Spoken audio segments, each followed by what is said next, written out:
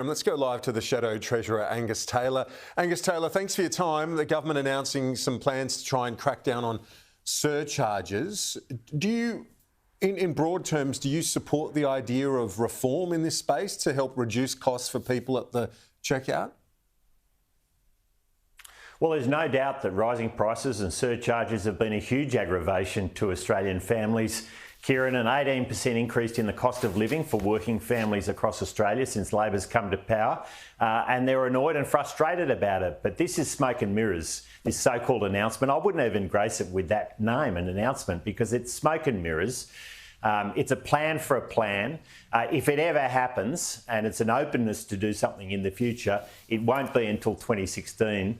They've said that it's subject to a Reserve Bank review. This is the kind of thought bubble that we see constantly from Labor, because they've totally failed to deal with the underlying challenge Australian households are facing, which is a huge increase in their cost of living, rising interest rates, 25% increase in personal income taxes being paid, and nothing Labor is doing is restoring Australia's standard of living to where they were at when Labor came to power. So we see these thought bubbles constantly from Labor. It's all politics. It's not dealing with the underlying problem.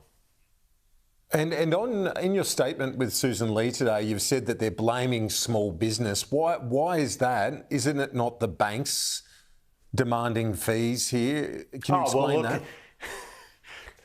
Labor's always looking for someone to blame, Kieran, whether it's the banks, whether it's small business, whether it's the Reserve Bank, whether it's the Productivity Commission. I mean, they're in fights with everybody at the moment. I mean, the Treasurer has been fighting with his great mentor, Paul Keating, in recent times over superannuation taxes. So they always want to pick a fight with somebody.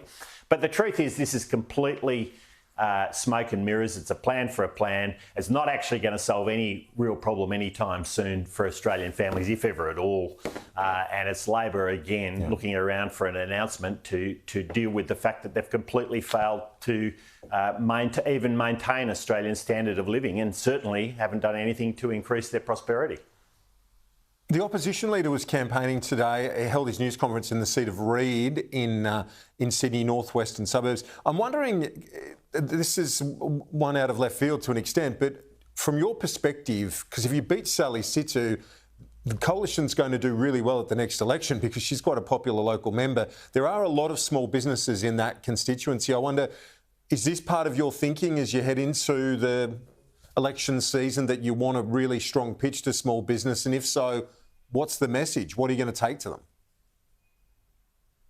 Well, households are hurting right now out there, Kieran, but so too are small businesses. And we've seen record levels of insolvencies in the last couple of years. We've never seen numbers like this before. We're seeing enormous pain from the rising cost of doing business, customers who are now buying less. We've got a household recession. GDP per capita hasn't moved forward for 18 months. I mean, it's an absolute diabolical disaster for many small businesses.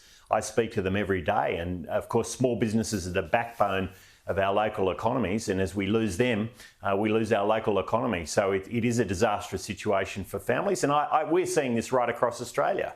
It is important that we have a strong small business sector. I wouldn't relate that to the issue you were just talking about, but more generally, we are seeing a small business sector that is really struggling right now, particularly in industries like construction, in retail, in cafes and hospitality. There's no doubt we're seeing enormous pain, and that pain is not letting up.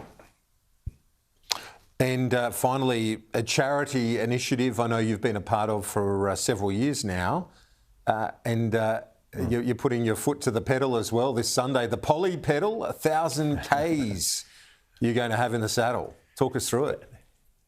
1,000 kilometres over 8 days, supporting a really brilliant charity, the Wandering Warriors, who are Special Forces veterans, and supporting them as they leave the Special Forces and go out into the community can be a really challenging time, we know, for veterans. And Special Forces veterans in particular, I think, have faced some real challenges in recent years. So we supported them last year, supporting them again this year.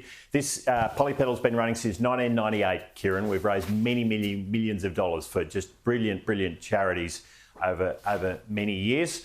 And so I'll be doing the hard work over 8 days. But it's a brilliant opportunity too, up through the Hunter Valley in New England to meet people in their communities. And I absolutely love that opportunity and looking forward to doing it again next week.